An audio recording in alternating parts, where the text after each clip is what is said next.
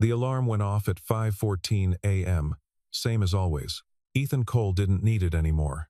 He'd been awake since 4:30, lying on his side of the bed, his side, because he still slept on the left, still left the right untouched, pillow unindented, blanket smooth, staring at the ceiling, the way a man stares when he's already tired of the dark and not yet ready for the light.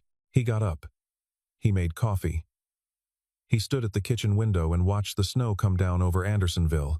Chicago in February was the kind of cold that didn't ask permission. It pushed through weather stripping and window seams and settled into rooms like an uninvited guest who knew they'd be tolerated. Ethan didn't mind it. The cold was honest. It didn't ask how you were doing. It didn't tell you time heals everything. It just pressed against the glass and let you press back. He was 37 years old. He had a son who would turn 9 in April. He had a job he was good at and a mortgage he was managing, and a life that, from the outside, probably looked like something resembling okay. From the inside, it was a careful arrangement, a series of tasks strung together to fill the hours. Lily had been gone for 3 years, 2 months, and he stopped counting the days sometime around month 18. He'd told himself that was progress. She'd been 34, no warning.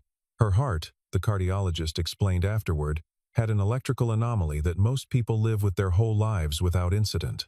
Lily Cole had not been most people. She'd been making Noah's lunch on a Tuesday morning when it happened. Ethan had been 2 miles away at Station 12, midway through a shift.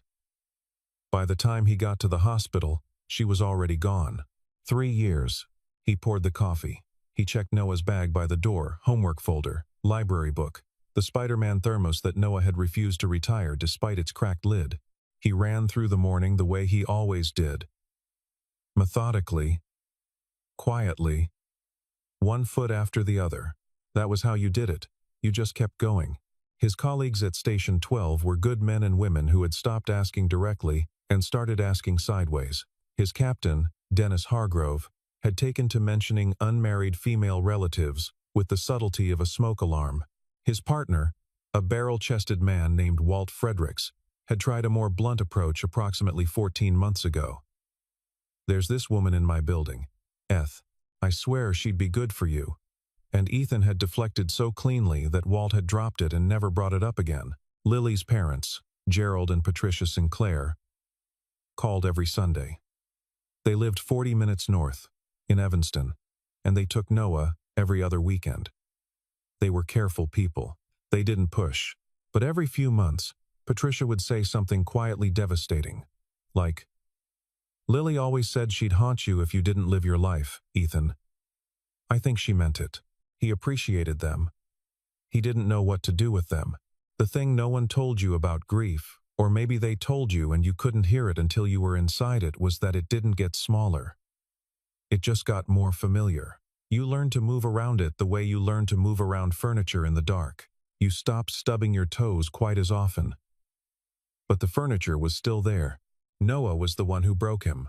It happened on a Sunday evening in January. 2 weeks before any of this began, they were sitting on the couch watching something with animated dogs saving something, and Noah, without looking up from the screen, said, "Dad, how come you never go on dates?" Ethan blinked. "What?" "Marcus's dad goes on dates," he told Marcus. "And Tyler's dad got married again." "Oh." Noah finally looked up. He had Lily's eyes, that particular shade of gray-green that shifted depending on the light. "Don't you want to?" Ethan was quiet for a moment. "I don't know, bud." Noah considered this with the seriousness of someone who had given it real thought. "Mom would want you to be happy. She was always trying to make people happy." He didn't answer. He pressed his knuckles to his mouth and stared at the television and thought, 8 years old. My son is 8 years old, and he's already braver than I am. The account took him 3 evenings to set up. He used an old photo himself at a company softball game, 2 summers before the worst summer, clean-shaven and slightly sunburned and smiling at something off camera. He called himself E. He wasn't ready to be Ethan Cole, widower, firefighter, man who sleeps on the left side of the bed still. He was ready to be E, maybe. Her name on the app was Aria. Her profile photo showed a woman in a green coat, face turned slightly toward the lake, laughing at something. You couldn't see her clearly. He hadn't cared. He'd been more interested in what she wrote. Back in Chicago, after 4 years away, relearning the city, looking for honest conversation, not performance. They matched on a Wednesday. The first message she sent was, "Do you actually like coffee? Or did you just list it because everyone lists it?"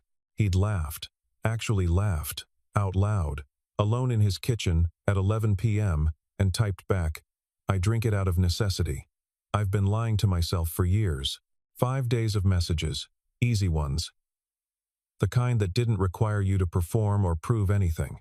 She had a dry humor and a habit of asking follow-up questions, and twice she called him out when he was being evasive in a way that felt less like pressure and more like she actually wanted to know. He asked to meet her on a Thursday. He hadn't planned to. Noah had just gone to sleep and the house was quiet, and he was sitting in the kitchen rereading their conversation and thinking, "This person is making me feel something," and the thought was terrifying enough that he decided to move before he could talk himself out of it. She said yes quickly. Then, "I feel like I should warn you. I'm a little nervous." He typed, "So am I. First time doing this." A pause. Then, "Me too." Same reason? He didn't answer that directly, but somehow, neither of them logged off for another hour. They agreed on Saturday. 7 p.m. A cafe he knew in Lincoln Square, small, warm. The kind of place with mismatched chairs and fogged windows, and a chalkboard menu that nobody changed. He almost canceled Friday morning. He almost canceled Saturday afternoon. He went. The snow started around 4 and didn't stop.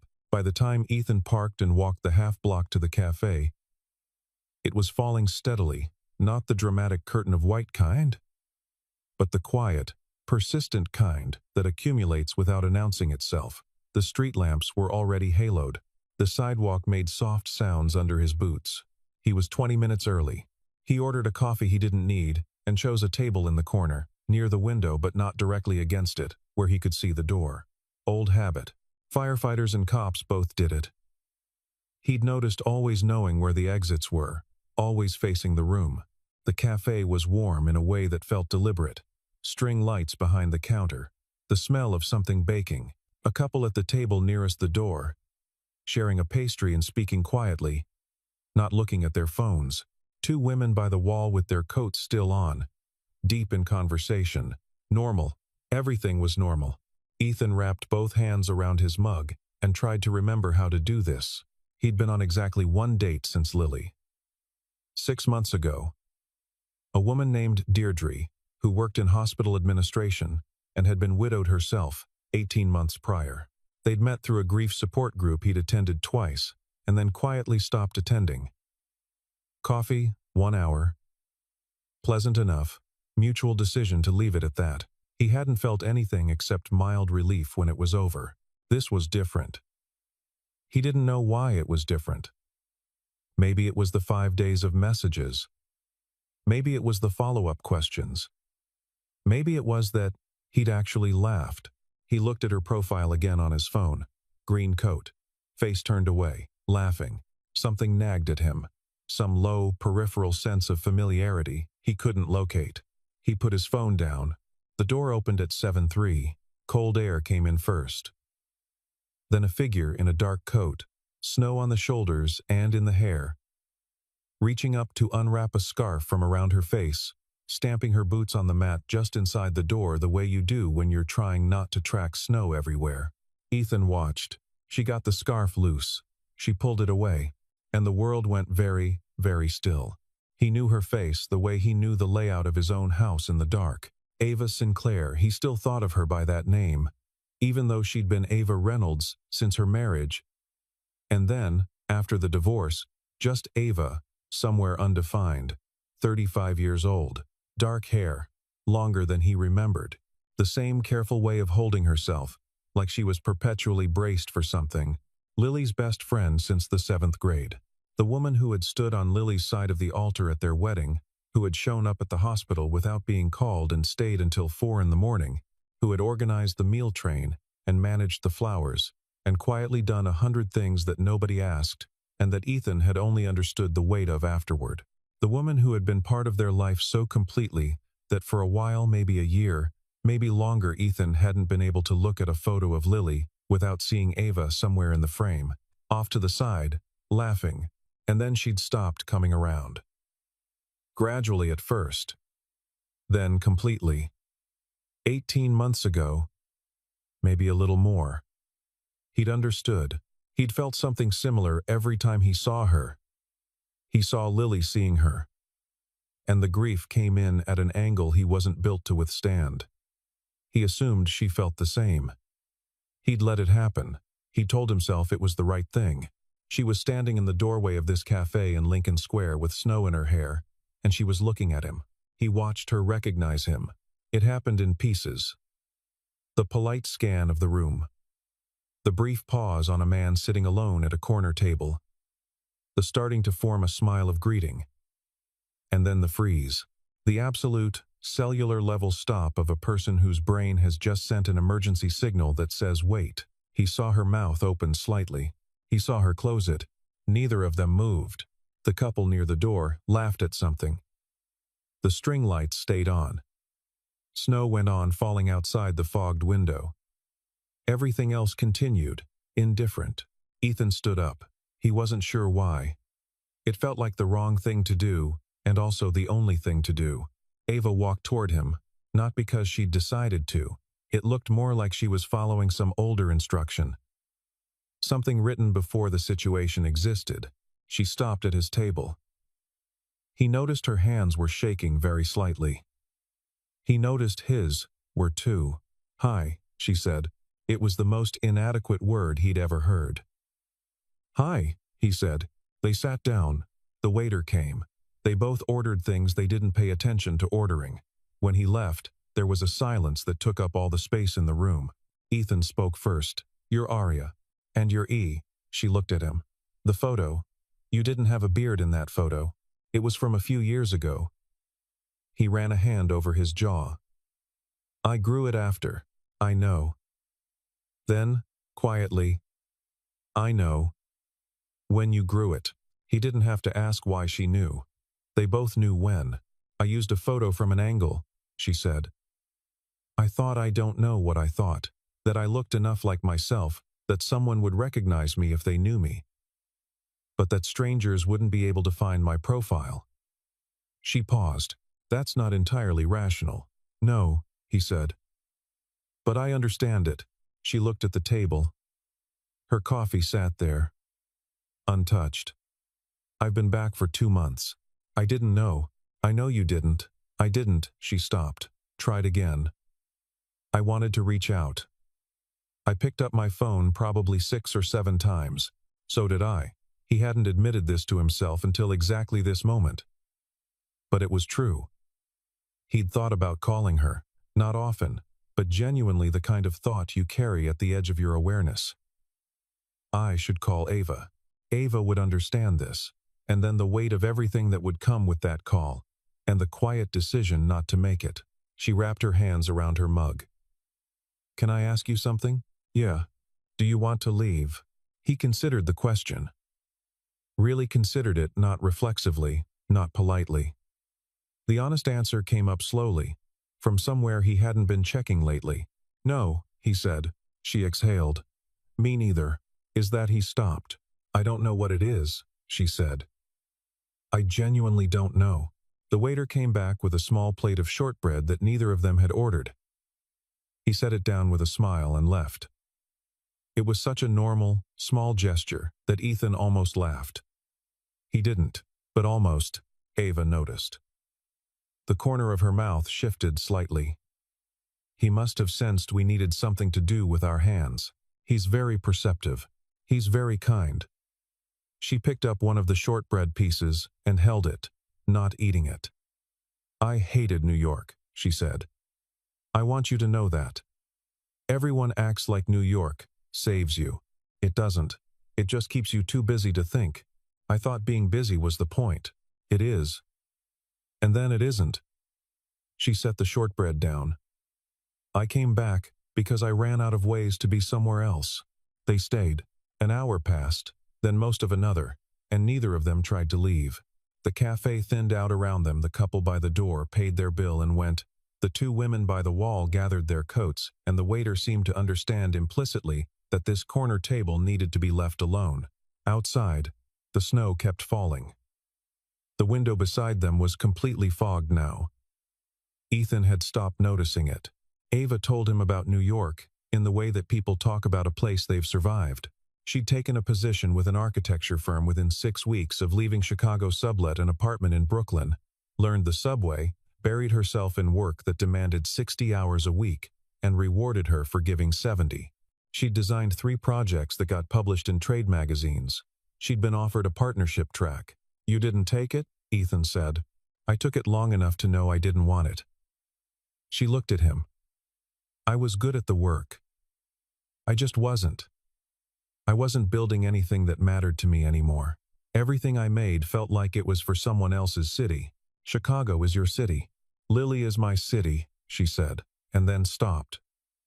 The words sat between them. He didn't look away. "Yeah, I don't know how to talk about her," Ava said quietly. "With most people I just don't. It's easier. They don't know how to receive it, and I don't know how to deliver it. And everyone ends up doing this performance of sadness that's exhausting." She paused. "With you, it's different. And also worse. Worse because? Because you actually know.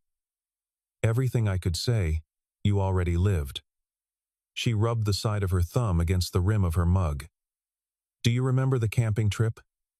The summer before Noah was born?" He remembered immediately. She brought 3 different books and read all of them. She brought a wine opener and forgot the wine. She made me drive back to the nearest town to get it. And you went. Ava smiled. It was the first full smile she'd given him.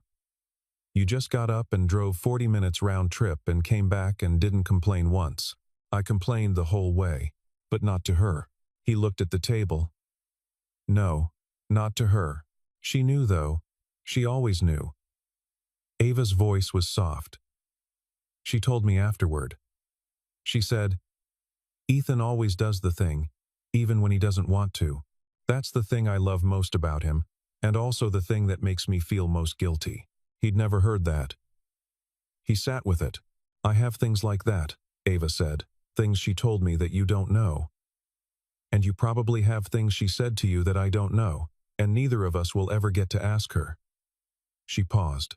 "Sometimes I think the worst part of losing someone is losing access to all the versions of them you never got to meet." Ethan was quiet for a moment.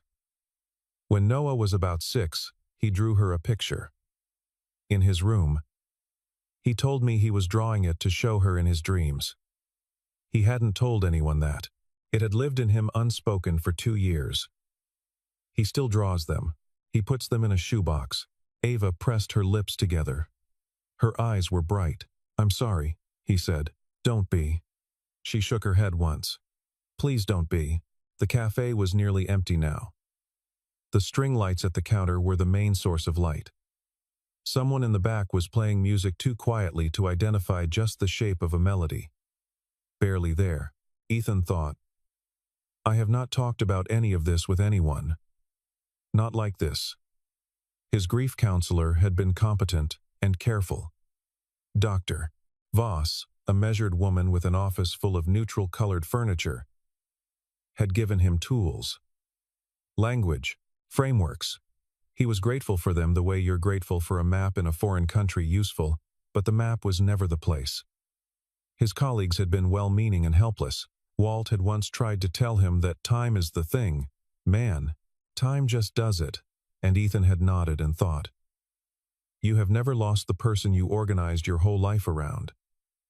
His in-laws carried their own grief, and he'd been careful not to add to it. He'd been so careful, for so long, about not adding to anyone's weight. He'd gotten very efficient at grieving alone.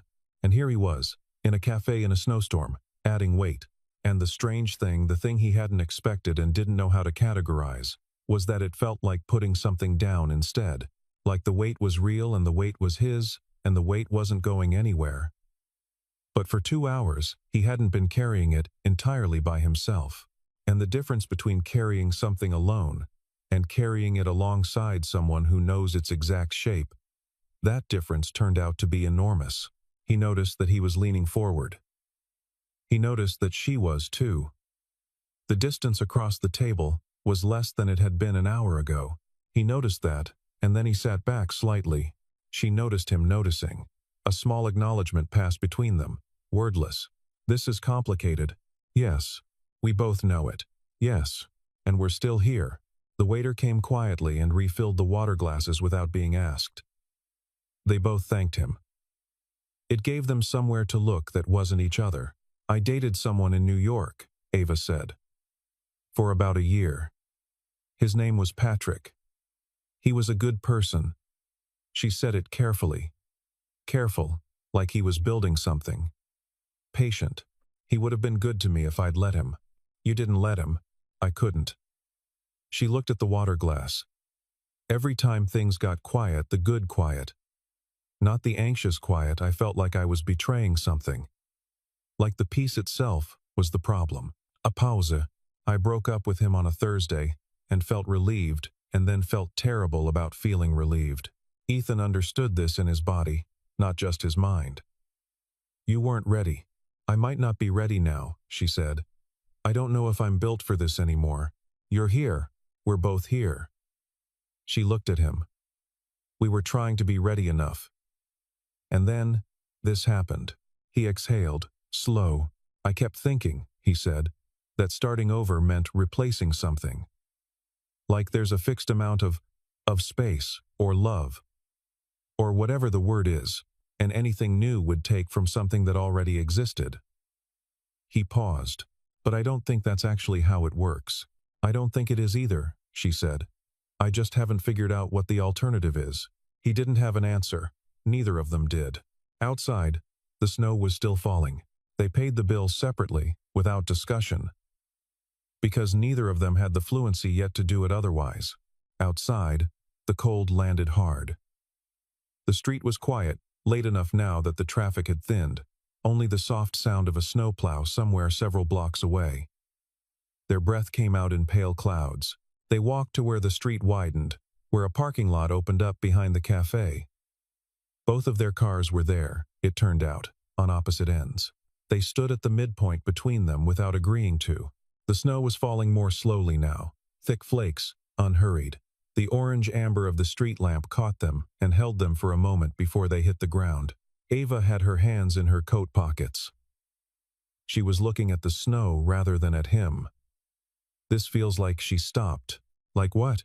Like standing at the edge of something without knowing if the ice will hold. He looked at her profile. The snow in her hair. The careful stillness of her. Say the thing, he said. She turned to him. What? Whatever you're working up to saying, say it. She held his gaze for a moment. Then, I feel something when I'm talking to you, and I don't know if it's real, or if it's just because we share the same grief and the same absence, and grief can make you feel close to people in ways that aren't real, sustainable, she said. I don't know if what I feel is about you or about what we both lost. He was quiet for a moment. The snow fell. I don't know either, he said. And I think that might be why it's terrifying. She nodded, looked back at the snow. I hate myself a little, she said quietly. For being here. For feeling anything. It's been 3 years and I still... She was your person too. She was my person, my oldest person. Her voice was controlled, carefully controlled, and I'm standing in a parking lot in the dark, thinking about how it felt to sit across from you for 2 hours, and I feel like I owe her some kind of I don't even know. An apology? An explanation? She wouldn't want one. I know she wouldn't. She said it quickly, like she'd thought about this before. But what I know, and what I feel, are 2 different things. He understood. He understood exactly. I was alive tonight, he said. He didn't plan to say it. It came up the way things came up when you stopped monitoring the exits. In that cafe, I was actually present. In my own life. I haven't felt that in a long time. He paused, and I don't know what to do with that. Ava turned to look at him again. There was something in her face that he recognized not from tonight, but from before. From 100 dinners and holidays and ordinary Sundays, when the four of them had been in the same room, and it had felt, simply, like enough. She had always had this quality of really looking at you. Lily had called it Ava's laser eye. It wasn't unkind. It was just thorough. "We should stop," she said, "seeing each other, before it gets harder." He didn't argue. Some part of him had already known she would say this. Some part of him had already agreed with it. "Yeah," he said, "I mean that." But she didn't move toward her car. "I know." He didn't move either.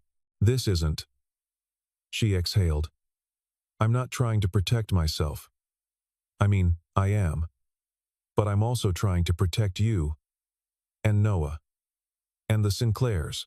Because if we do this, and it doesn't, if we try and it breaks, there's so much that could—" "I know," he said again. Softer this time. She looked at him for a moment longer. Then she said, "I'm glad you were the one who walked in tonight." He swallowed. "Me too." She turned toward her car. She walked across the lot without looking back. He watched her go. Watched her get in. Watched the headlights come on. Her car pulled out slowly, carefully, onto the snowy street. He stood there in the parking lot alone for a while, before he could make himself go to his own car. 2 weeks. Ethan went back to work. He cooked dinner. He helped Noah with a book report on penguins. He drove to the grocery store and stood in the cereal aisle for 4 minutes trying to remember why he was there. He was worse than he'd been before. Not heartbroken, he couldn't claim that they'd had one accidental coffee, but hollowed out, in a way that was different from before. The before hollowness had been familiar. He'd known its shape. This was something new. This was the specific absence of something you'd seen clearly, and then turned away from. He didn't contact her. He'd said he wouldn't. He didn't. On the 14th day, Noah came home from school, dropped his backpack at the door in the way that Ethan had asked him 400 times not to do, and sat at the kitchen table while Ethan was making soup. "Dad. Where's Aunt Ava?" Ethan's hand stopped stirring. He turned. Noah was looking at him with that steady, gray-green gaze, the one that came directly from Lily. She's around, bud. In the city. Is she coming over?" "Not right now." Noah considered this. "How come?" "She used to come over for dinner sometimes. That was a while ago." He turned back to the stove. "Before she moved. But she's back now, right? Marcus's mom said she saw her at the market." Ethan kept his face toward the soup. "Yeah, she's back. So she could come over. It's more complicated than that." "Why?" He didn't answer right away. He was thinking about how to explain complicated to a soon-to-be 9-year-old in a way that was true. Sometimes grown-ups don't see each other for a while, and it makes it harder to start again, he said finally. Noah was quiet for a moment. "I miss her," he said. Ethan closed his eyes for 1 second. Just one. He'd been thinking about this in terms of himself and Ava. Grief between adults. Feelings between adults. An impossible situation between two adults who were old enough to understand exactly why it was impossible. He had not thought about this. That his 8-year-old son had also lost Ava. Not the way he'd lost Lily. Nothing could be that but quietly. In the way children lose the constant people, the ones who'd been there and then weren't. Noah had known Ava his whole life. She'd babysat him. She'd taught him how to fold a paper airplane that actually flew. She'd been the one who showed up the week after Lily's funeral with dinner and a bag of small toys, and had sat on the living room floor with a 4-year-old Noah for 3 hours so that Ethan could sleep. And then she'd been gone. "I know," Ethan said. His voice came out rougher than he intended. "I miss her too." Noah looked at him. "Then why can't she come over?" He turned the stove off. He went to the table and sat across from his son. He looked at that face. Lily's eyes, his own jaw.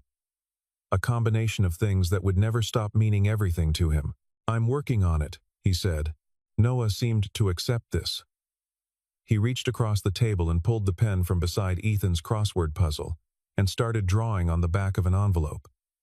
His default activity in quiet moments, drawing. Always drawing.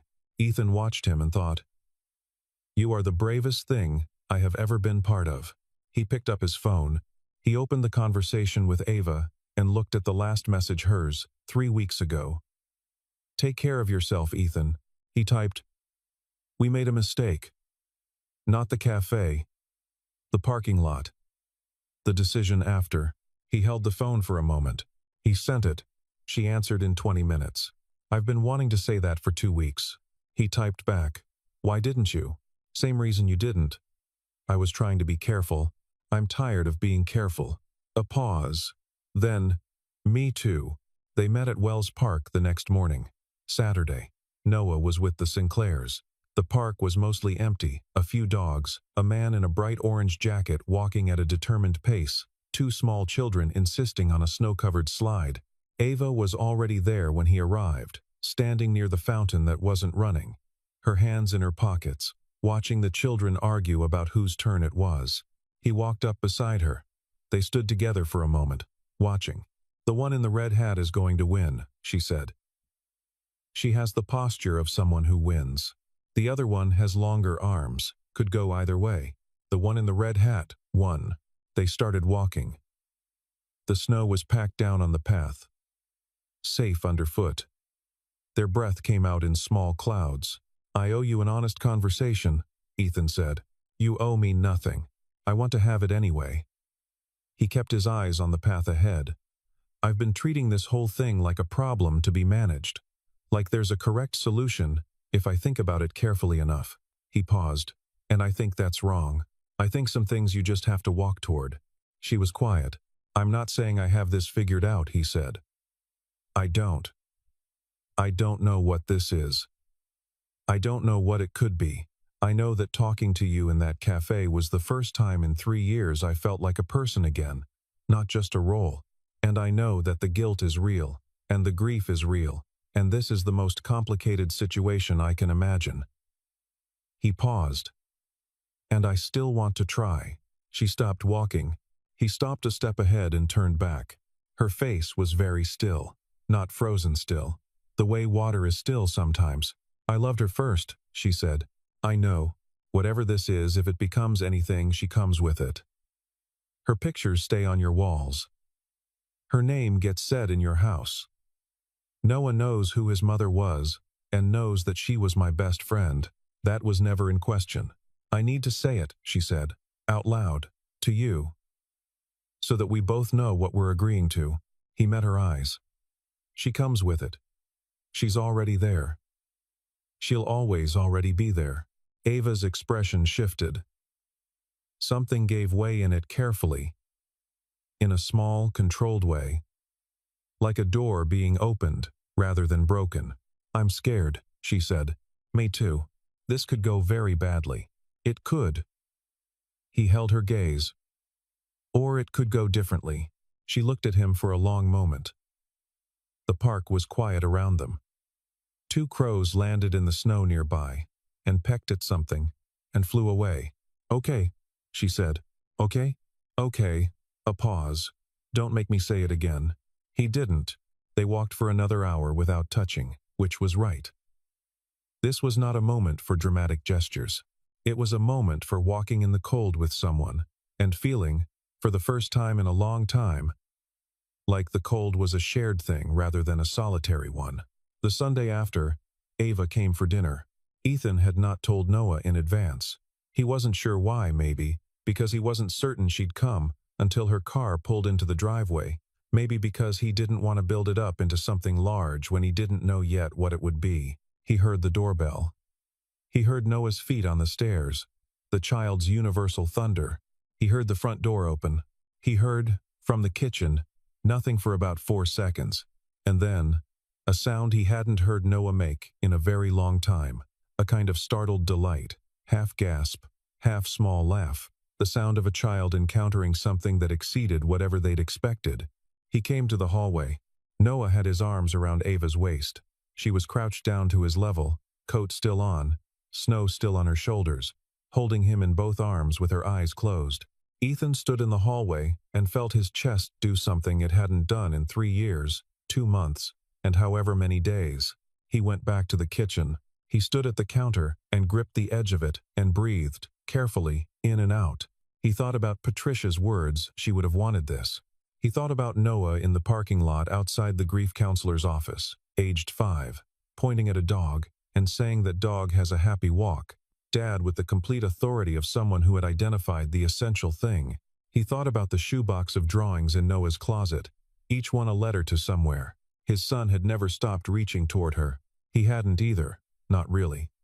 He'd just forgotten that reaching was allowed. By the time they came in, Noah talking rapidly about the penguin book report and whether emperor penguins were actually the best penguins or whether king penguins were being underrated, he was fine. He was completely, entirely fine. He just needed a minute. Gerald and Patricia Sinclair came to dinner 6 weeks later. Ethan had told them before. Not everything, not the cafe, not the app, not the accidental meeting, but enough. He'd called Gerald on a Tuesday and said, "I need to tell you something, and I need you to hear it before you respond." And Gerald, who was a retired civil engineer and a man of few unnecessary words, had said, "Go ahead, son." He'd told them all of it. There was a silence. Then Patricia, "I see. Not warm, not cold." "I see." He'd given them time. 2 weeks of it. Patricia called on a Sunday, their usual call, and didn't mention it. Gerald had called on a Wednesday, which was unusual, just to check in about Noah's school project. He didn't mention it either. And then the dinner invitation. Ethan's kitchen. Gerald's request. "Make that lamb thing you used to make." Lily liked it. He made the lamb. The evening was careful. In the way evenings are careful, when people are navigating around something large without looking at it directly. Patricia asked Ava about her work. Ava asked about Gerald's garden, which was his primary topic of interest from April through October, and which he was entirely willing to discuss in February in theoretical terms. Noah dominated long stretches of conversation by explaining, at length, why penguins were superior to most other animals. After dinner, while Ethan was washing up, he heard Ava and Patricia at the kitchen table. He wasn't trying to listen. But the kitchen was small. Patricia said, quietly, a pause. Ava's voice. "She was my whole person." "I know." Patricia's voice was gentle in a way Ethan hadn't heard from her in a long time. "I know she was." He kept washing the dishes. "I'm not here to replace anything," Ava said. "I couldn't. I wouldn't try. I know that too." Another pause. She would have wanted. She was very clear-eyed about what she wanted for the people she loved. She was always like that. From when she was young, Patricia's voice was steady but thin, the way voices get when emotion is being held just barely at bay. She told me once, when she was sick, he stopped washing. She knew? Ava's voice was very quiet. Not that it would happen, just that her heart wasn't. She knew it wasn't typical. She didn't want us to be afraid, but she wanted us to know. Patricia paused. She said, "If anything ever happens to me, Ethan's going to need someone who knew me. Not to talk about me all the time. Just someone who knew." Ethan set down the dish he was holding, placed it carefully on the counter. He stood there, hands dripping, looking at the wall. "She didn't say my name," Patricia said quietly, "but she didn't need to." They went to the cemetery on the second Saturday in May, on what would have been Lily's 38th birthday. Ethan and Ava and Noah. Noah had insisted on bringing flowers. He'd chosen them himself at the market, yellow ones, because Mom's favorite was yellow, and everyone forgets that. He carried them carefully in both hands the whole way, serious about it. They stood at the headstone. The grass was new and green around it. The maple tree nearby was just starting to leaf out. Noah set the flowers down. He stood there for a moment, looking at the stone with the focused attention of a child who is doing something important and knows it. Then he said to the headstone, "Hi, Mom. I got an A on my penguin report. Dad helped, but I mostly did it." A pause. "Aunt Ava is here. We've been having dinner together. She taught me how to make crepes. They're not as good as yours, but they're pretty good." He looked up at Ethan. "Is that okay to say?" "Yeah, bud." Ethan's voice held. "Barely." "That's exactly okay to say." They stood there a while longer. No grand speeches. Just 3 people and a headstone and the May light filtering through the maple. Eventually, Noah decided he was hungry, and that this was an appropriate moment to mention it. This broke the solemnity in the best possible way. They went to a diner nearby and ordered too much food, and Noah ate half of everyone's plates and fell asleep in the car on the way home. He proposed in August. He hadn't planned it for August. He hadn't planned any particular month. He just found himself, one evening, at the end of a day that had been ordinary in the way good days are ordinary. Noah at soccer practice, Ava reading at the kitchen table while Ethan made pasta, the whole apartment warm from the oven, a record playing in the background that nobody had deliberately chosen. And he thought, this is already the thing. This is already it. He'd been so focused on the question of when and how and whether that he'd missed, somehow, that it had already happened.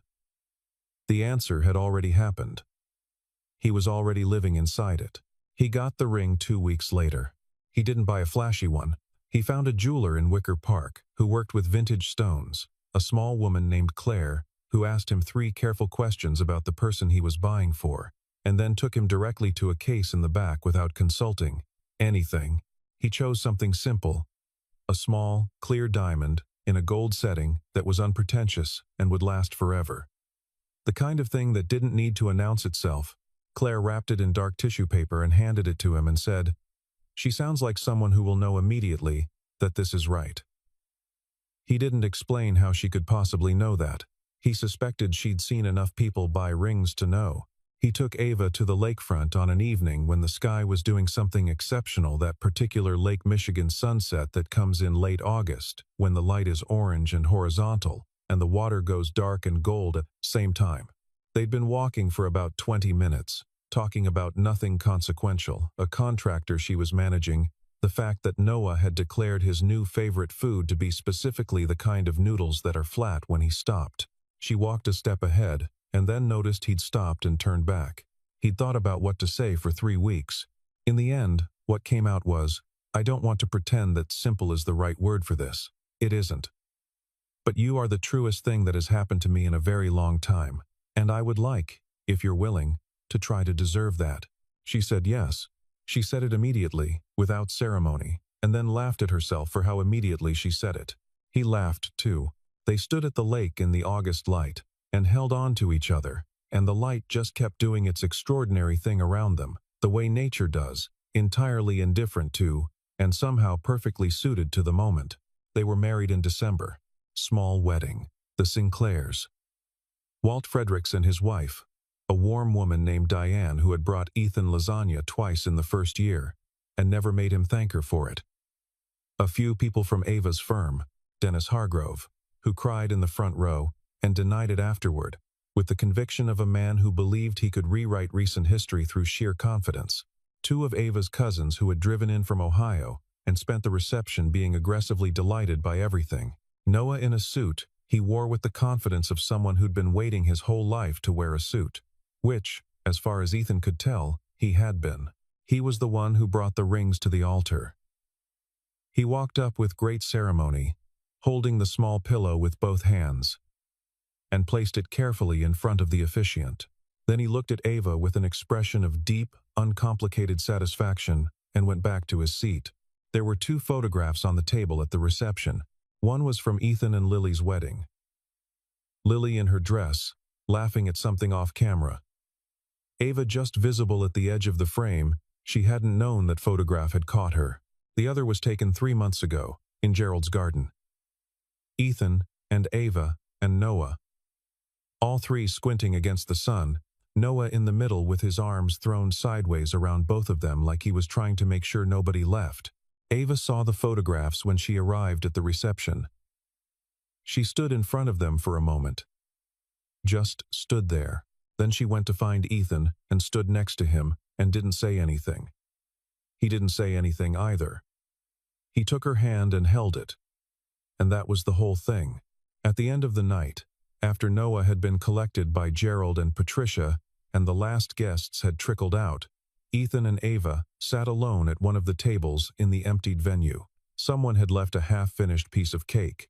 They shared it with 1 fork because neither of them could find 2. "I want to tell you something," Ava said. He looked at her. "When I was in New York, At my worst, I used to think about Lily constantly, every day. And I'd think, she would know what to do here. She would have the exact right thing to say. She looked down at the cake, but I'm starting to think she did know what to do. She just did it quietly, a long time ago.